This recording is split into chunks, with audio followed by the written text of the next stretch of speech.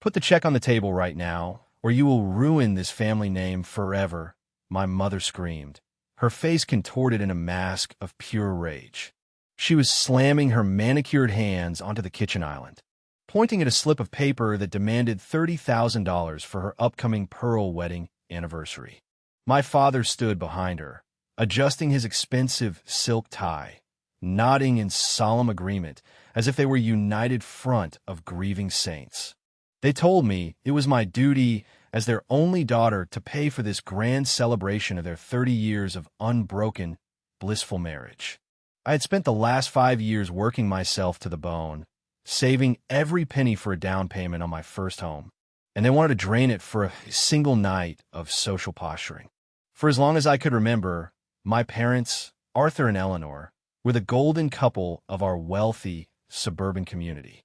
They attended charity galas hand in hand, hosted lavish dinner parties, and constantly lectured everyone on the sanctity of traditional marriage. They slept in separate wings of the mansion, rarely spoke unless they had an audience, and communicated primarily through sticky notes left on the refrigerator. When I questioned this as a teenager, my mother would slap her chest and tell me that mature love was quiet and dignified, not loud and chaotic. I believed her, choosing to ignore the hollow emptiness that echoed through the hallways of our family home.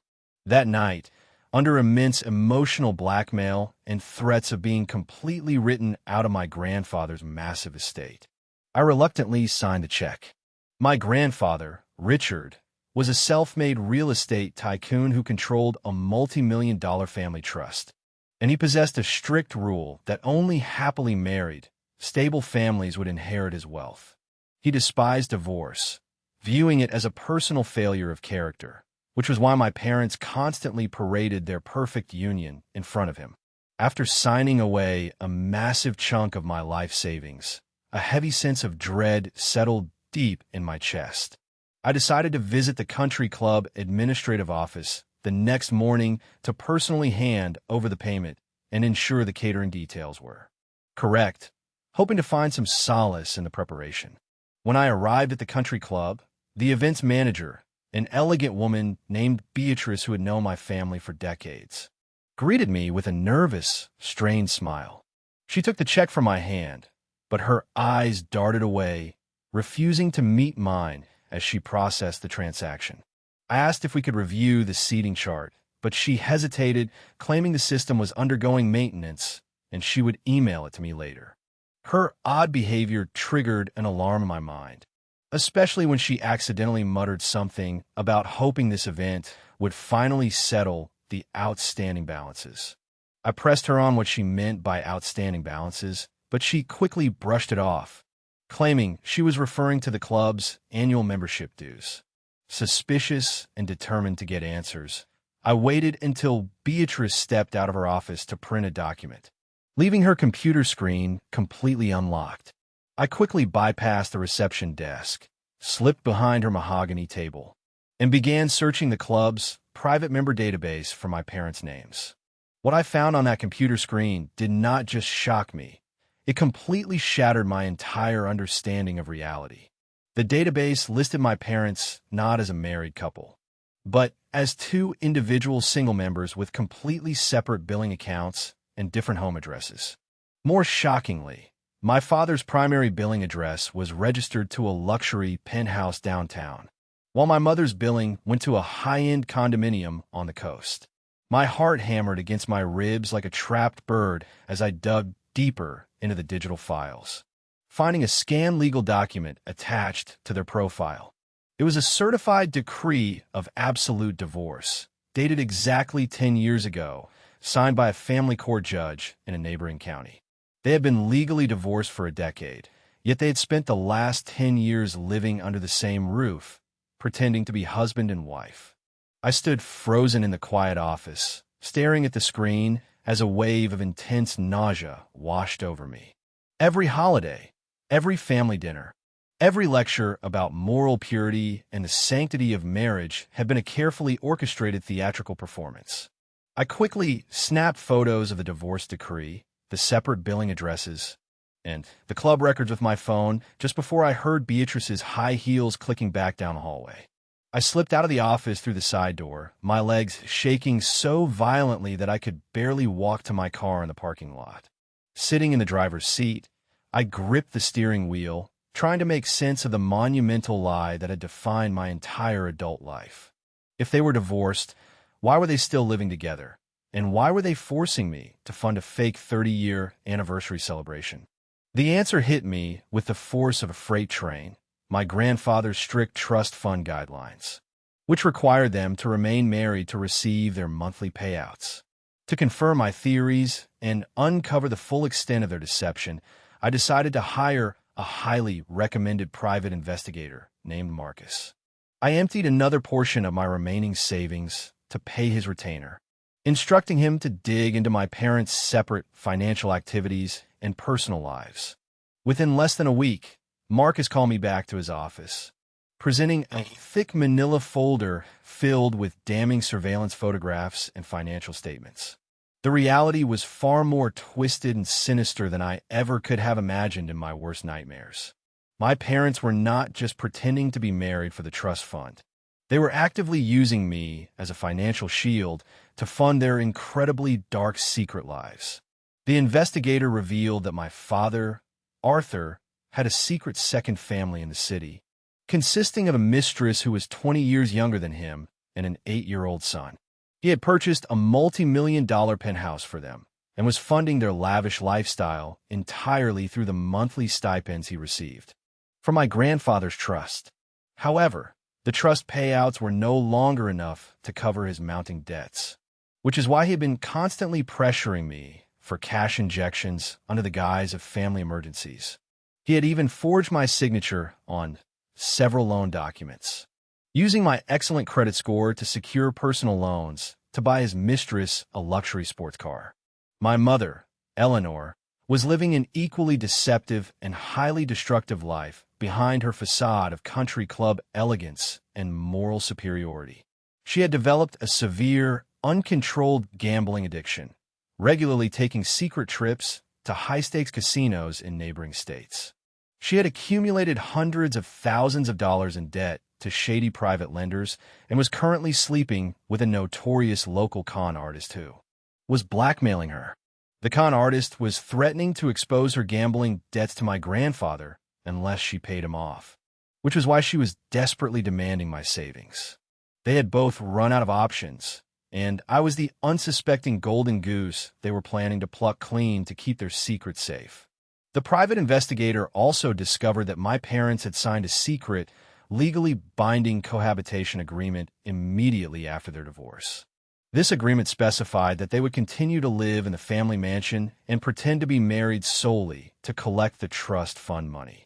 They had agreed to split the trust payouts 50-50, using the mansion as a shared stage to put on a show whenever my grandfather or social acquaintances visited. They had even set up a shared calendar to coordinate when their respective secret partners could visit the property while the other was away. I felt a deep, burning fury ignite within my chest as I realized I had been manipulated, lied to, and financially drained by the very people who were supposed to protect me. I decided right then and there that I would not play the victim, and I would not let them ruin my financial future to fund their parasitic lifestyles. I spent the next 2 weeks quietly gathering irrefutable evidence, working closely with a prominent estate lawyer and my private investigator to build an airtight case. I contacted my grandfather's personal attorney, presenting him with the divorce decree, the surveillance photos, and the evidence of my father's forged signatures on my loan documents.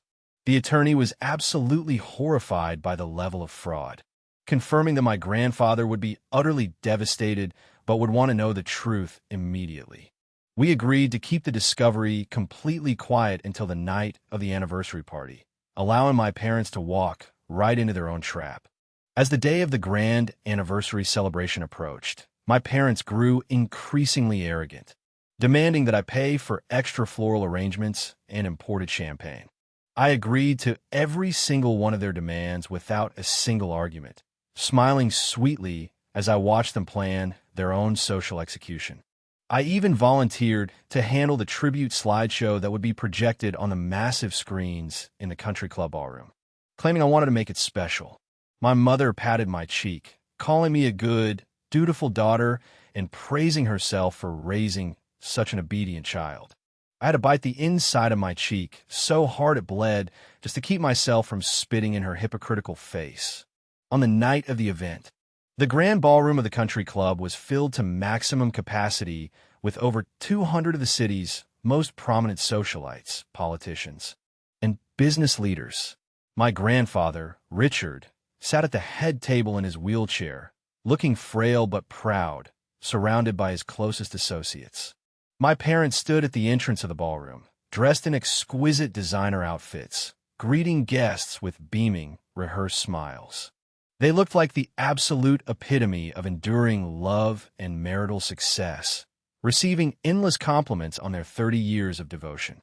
I stood in the corner of the room, wearing a stunning black dress, watching them with a cold, calculated detachment that felt like ice in my veins.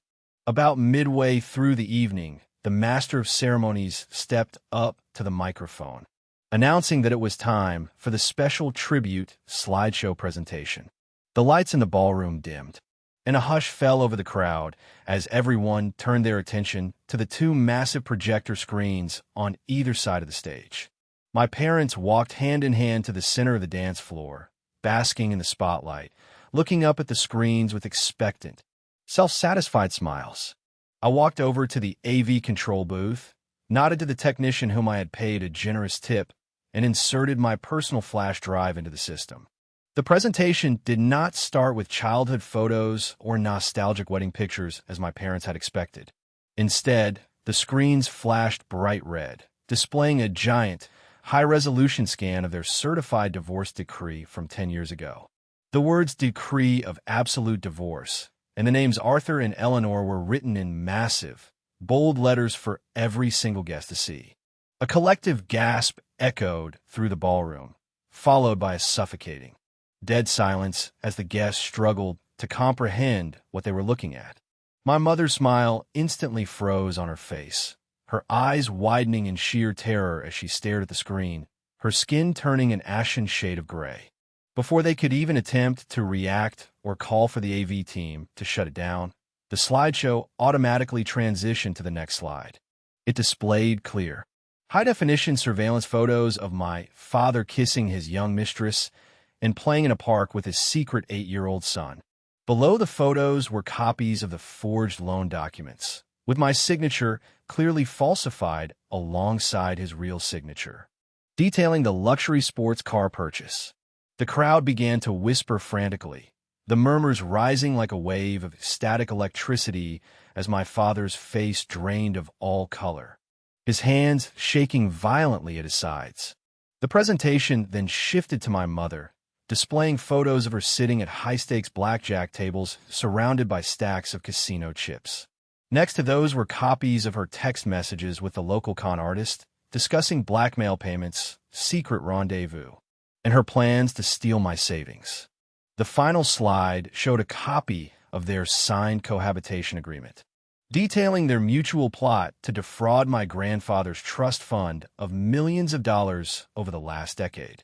The betrayal was laid bare in excruciating, undeniable detail, exposed to the very people whose opinions they valued more than life itself. I stepped out of the shadow of the AV booth, grabbed a wireless microphone from the side table, and walked slowly toward the center of the dance floor. My footsteps echoed in the silent room as I stopped just a few feet away from my frozen, terrified parents, looking them dead in the eyes. "I want to raise a glass to my wonderful parents," I said, my voice echoing clearly through the high-quality sound system. "Thank you for teaching me that a marriage is not built on love, but on a foundation of lies, financial fraud, and absolute manipulation. Thank you for showing me that you were willing to destroy your own daughter's financial future just to fund your secret lives and maintain a fake reputation." My mother made a desperate, lunging movement toward me, her hands clawing at the air as she shrieked like a wild animal. But several security guards immediately stepped in front of her. My father looked around the room in absolute panic, searching for any friendly face. But everyone was staring at him with expressions of profound disgust and horror. At the head table, my grandfather, Richard, stood up from his wheelchair, his body trembling with a mixture of immense disappointment and roaring fury. He slammed his cane onto the table, his voice booming across the silent ballroom as he pointed a shaking finger at his children. "You are both an absolute disgrace to this family name," my grandfather bellowed, his face turning a deep, dangerous shade of purple. "You are cut off from the trust, effective immediately, and I will personally ensure that you are prosecuted to the absolute fullest extent of the law for grand larceny and fraud. You will vacate my family mansion by tomorrow morning, or I will have the police drag you out in handcuffs in front of the entire neighborhood." He then turned his gaze to me, his expression softening with a mixture of sadness and deep respect, nodding slowly before gesturing for his assistant to wheel him out of the room.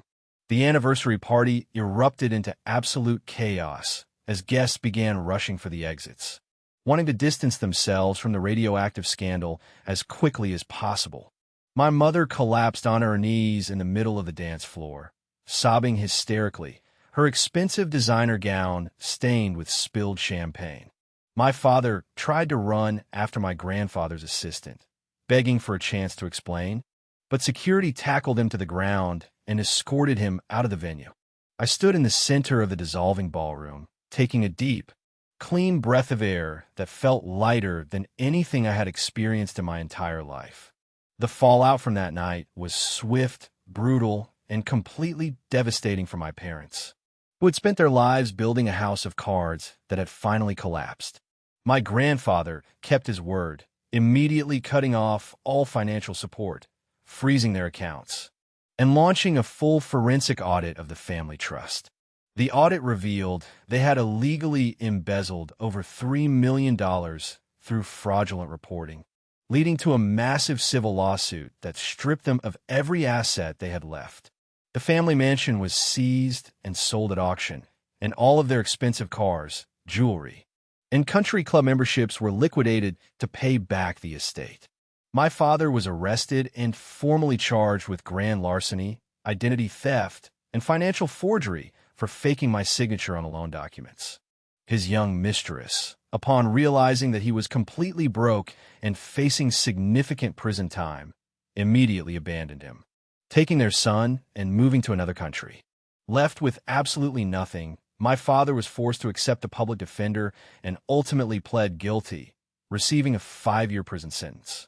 He is currently serving his time in a state penitentiary, a broken, disgraced man who has lost his freedom, his family, and his precious social standing. My mother's fate was equally miserable, as she was completely blacklisted from every social circle, charity board, and country club in the state.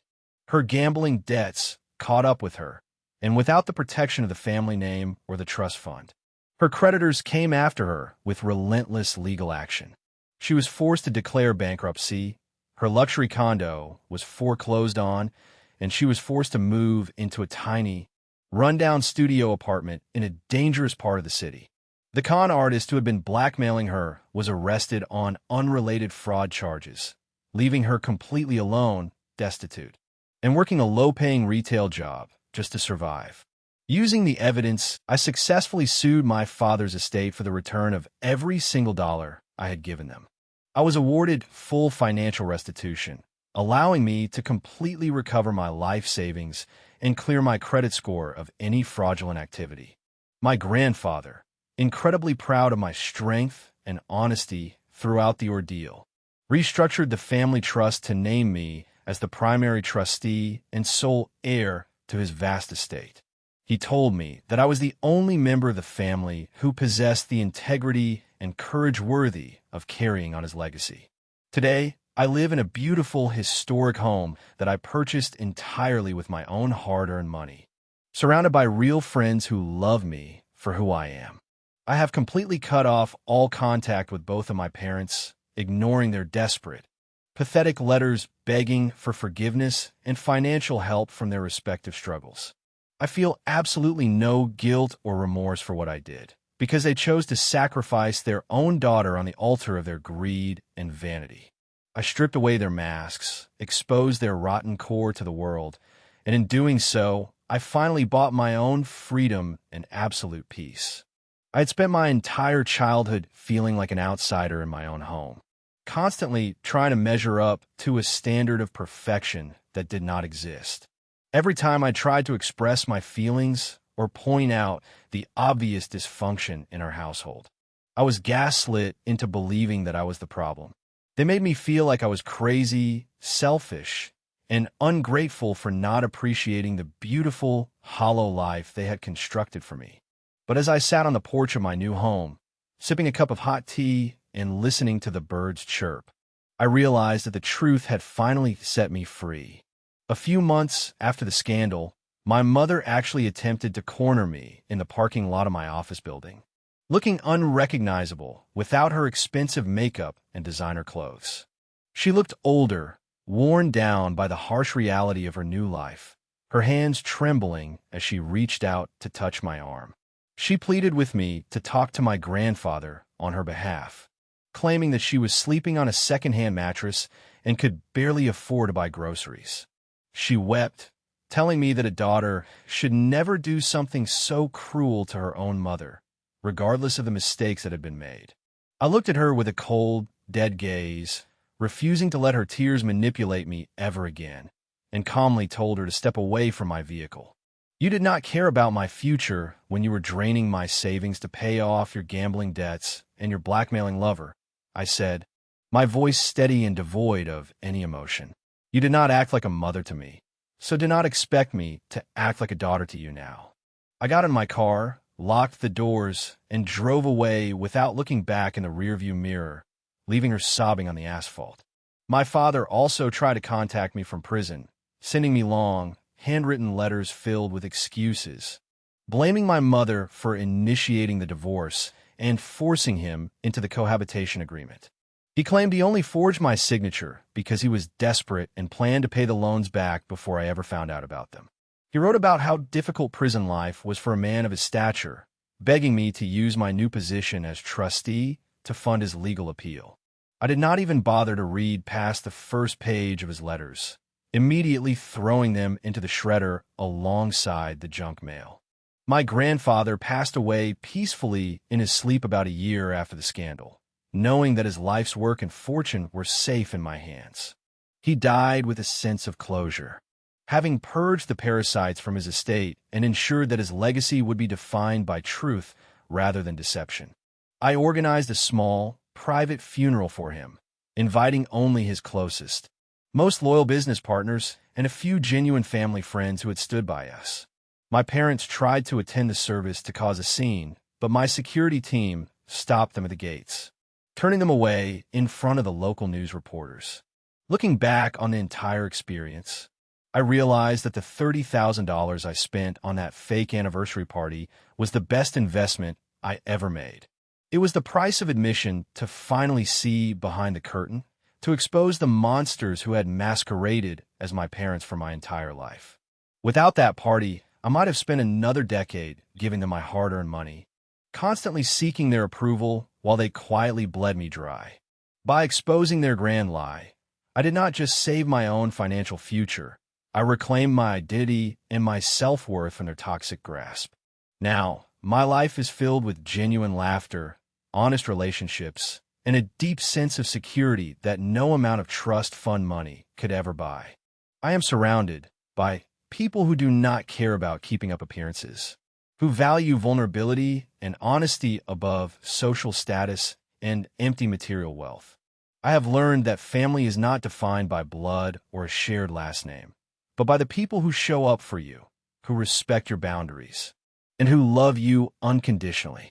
My parents chose to live a lie, and in the end, that lie consumed them entirely, leaving them with nothing but the bitter ashes of their own creation. I often think about the grand ballroom of the country club, the silent shock of the guests, and the looks of pure terror on my parents' faces when the screens changed. It was a moment of absolute, poetic justice that will stay with me for the rest of my life, a reminder that the truth always finds a way to the light. No matter how carefully you construct your lies, no matter how much money you spend to bury your secrets, the foundation will eventually crumble. I am proud of the woman I became through that fire, a woman who refused to be a victim and chose to write her own ending. As the sun began to set over the horizon, casting a warm, golden glow across my backyard, I took a deep breath and smiled, feeling a profound sense of gratitude. The heavy weight of my parents' expectations, their lies, and their constant demands had finally been lifted from my shoulders forever. I was no longer the obedient, quiet girl who signed away her dreams to keep her family's secrets safe from the world. I was strong, independent, and completely free, standing on a solid foundation built entirely on my own terms, ready to face whatever the future held. The local newspapers had a field day with the scandal, publishing front-page articles detailing the downfall of our city's most prominent socialite couple. The headlines read of family feuds, multi-million-dollar trust fund fraud, and secret lives exposed at a high-society anniversary gala.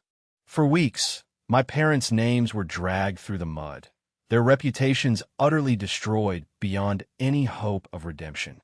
I watched the media circus unfold from the comfort of my home, feeling a sense of quiet satisfaction knowing that they had brought every single bit of this public humiliation upon themselves.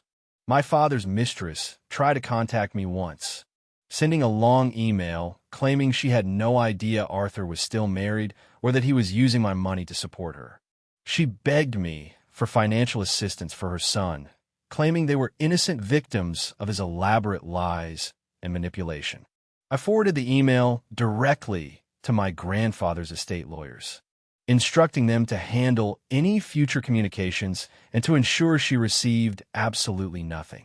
She had spent years happily enjoying the luxury lifestyle my father provided with my stolen money, and I had zero sympathy for her sudden realization of his true character.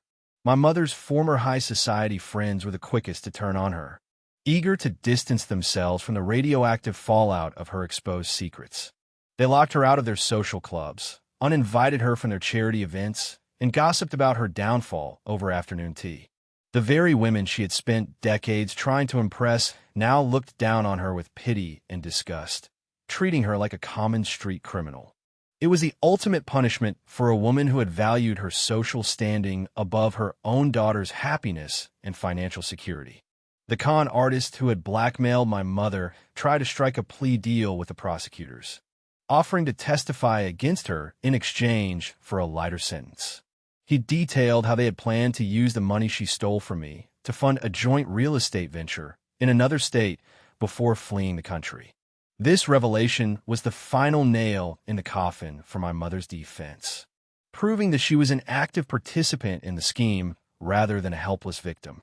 She was forced to plead guilty to charges of conspiracy and wire fraud, receiving a hefty probation sentence and a court order to pay massive restitution. During the civil trial, my parents were forced to sit next to each other at the defense table, their mutual hatred for one another radiating across the courtroom. They spent the entire proceeding whispering curses, pointing fingers, and trying to shift the blame onto each other for the financial ruin they were facing. The judge repeatedly had to threaten them with contempt of court just to keep them quiet, reprimanding them for their childish and toxic behavior. It was incredibly satisfying to watch them turn on each other like wild animals, their decade-long alliance of lies finally tearing them apart. When the final judgment was read, stripping them of all their remaining assets and assigning full restitution to my name, they both broke down in tears of anger and despair. They looked at me, sitting calmly in the front row of the gallery, begging with their eyes for some sign of mercy or regret. I simply stood up, smoothed down my dress, and walked out of the courtroom, my heels clicking confidently against the marble floor. I did not look back because I knew that their chapter in my life was officially closed and they could no longer hurt me. In the years that followed, I focused entirely on my career, my personal growth, and building a network of true, supportive friends who became my real family. I traveled the world, experienced new cultures, and learned to love myself without the constant need for parental approval or validation. I realized that the trauma of my childhood did not define me, but rather served as the catalyst that forced me to discover my own strength and resilience. I had survived the worst betrayal imaginable from the people who were supposed to love me, and I had emerged stronger, wiser, and completely victorious.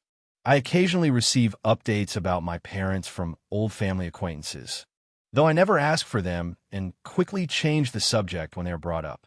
I heard that my father was recently denied parole due to a lack of remorse, and he will have to serve his full 5-year sentence behind bars. My mother is reportedly still living in her tiny apartment, working long hours at a local grocery store, completely ignored by everyone she once knew. They are living out their days in the miserable reality they constructed for themselves, paying the price for their greed, vanity, and absolute lack of morality. My grandfather's estate flourished under my management, and I used a portion of the inheritance to establish a foundation that helps victims of financial abuse and parental manipulation. I wanted to use my resources to provide legal support, therapy, and financial counseling to young adults who find themselves trapped in toxic, controlling family dynamics. Helping others escape the same nightmare I survived has been the most fulfilling and rewarding work of my life, turning my painful past into a beacon of hope for others. It is the ultimate legacy for my grandfather, a man who believed in integrity, justice, and the power of doing what is right. I recently got married myself to a wonderful, honest man who has shown me what real, unconditional love and partnership truly look like. Our wedding was a small, intimate ceremony on a beautiful beach, surrounded only by our closest friends and the people who have supported us throughout our journey.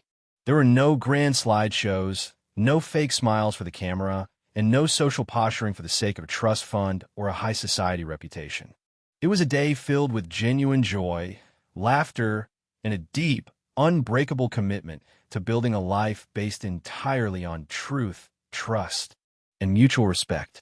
During the reception, as I looked out at the small group of people who had gathered to celebrate our love, I felt a profound sense of completeness and peace.